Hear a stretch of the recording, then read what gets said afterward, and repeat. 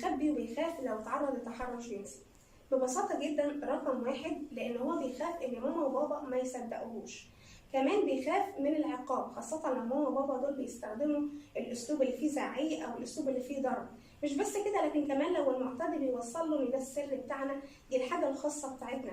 علشان كده مهم جدا إن أعلم ابني مفيش حاجة اسمها سر على بابا وماما.